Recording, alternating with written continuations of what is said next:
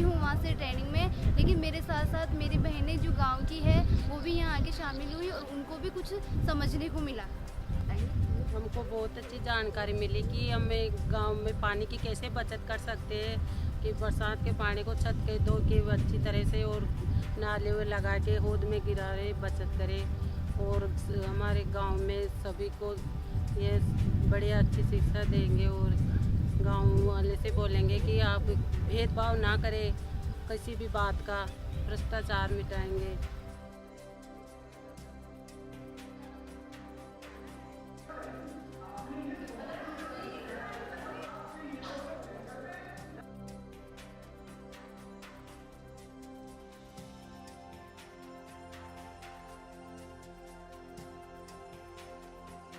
ये जो चुने हुए महिला जनप्रतिनिधि हैं उनके साथ ये कार्यक्रम है, तो ये आपको एक और बड़ा दायरा देता है कि वो अपनी पंचायत और लोकल गवर्नेंस के ज़रिए क्लाइमेट चेंज और जलवायु के जो मुद्दा है और पानी के संरक्षण के ऊपर जो प्रयास हैं वो हम उनके साथ में बातें और उनका क्षमतावर्धन कर रहे हैं कि वो अपने एजेंडा में लें और इस काम को आगे लेकर जाएं।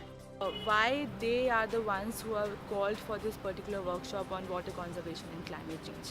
So we are telling them how women are playing a very important role in water conservation and climate change.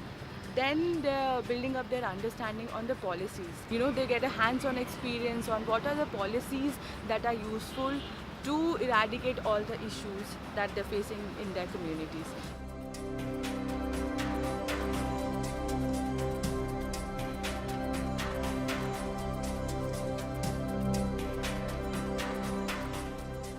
भविष्य को, अपने गांव के भविष्य को सुधारना चाहती हूँ कि जितना ये मेरा गांव सुधरेगा तो मान लो किसी दिन तो मेरे गांव का नाम ऊंचा होगा ही। सबसे मेन प्रॉब्लम है पानी की।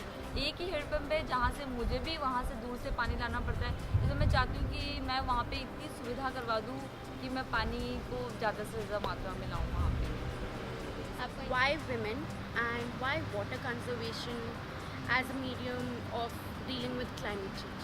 All the tasks, all the chores of a household, include from bathing to cooking to mopping the floor, include the usage of water. And where we are testing our program is rural Rajasthan, where we know the area is very much drought prone. And because of this, we thought that why not bring together gender perspective and the perspective of bringing a change in their area and dealing with the problem of climate change.